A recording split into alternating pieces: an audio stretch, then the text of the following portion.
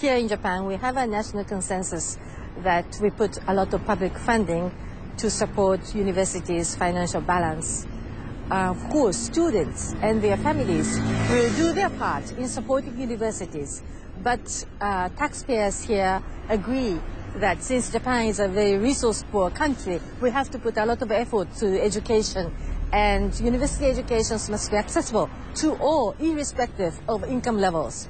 Here in Japan, or here in Asia, professors are not paid very well, but in Asia, professors are respected very much, partly because we commit ourselves to education for all, irrespective of income levels.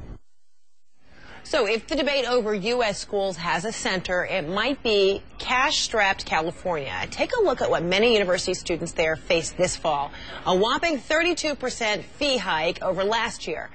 For 2010, it will cost an in-state student more than $10,000 for a UC education. That's triple what students paid in that state just 10 years ago. Let's talk this over with Carey. He's the policy director with Education Sector.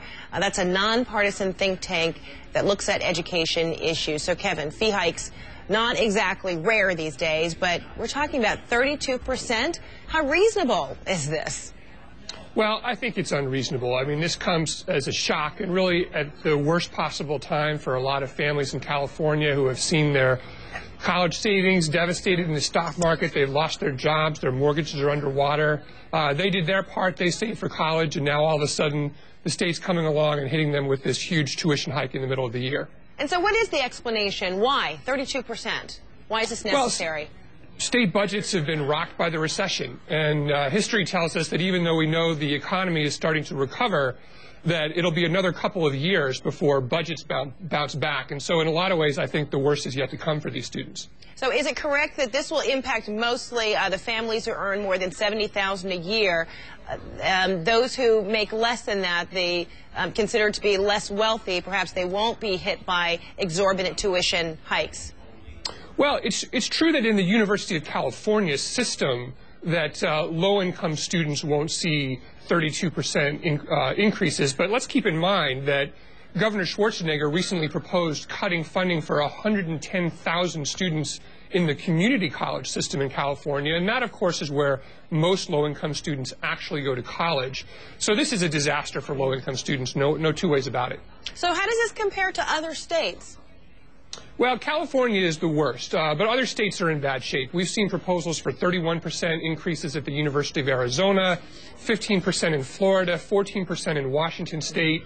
Double-digit increases not uncommon. But I guess the recourse is if you're choosing to go out of state, you're likely to pay more, so you're really kind of stuck, whether you're in California or any other states that are facing increases. Is that the case? Yeah, a lot of states are looking to increase fees for out-of-state students even more than for in-state students, and so in a lot of ways there's no safe harbor to turn to right now. Students are taking to the streets, their campuses, they're protesting. Might they make any kind of impact? Well, I think it's good that the students are protesting, and they ought to protest, and I think their political action will draw attention to this problem. This has been going on for a long time. Every time we have a recession, state legislators essentially raise taxes on the backs of students and families through tuition without actually raising taxes. And so I think what you're hearing from students in California is that enough is enough. The politicians in California need to get the state's fiscal house in order to prevent this kind of thing from happening again.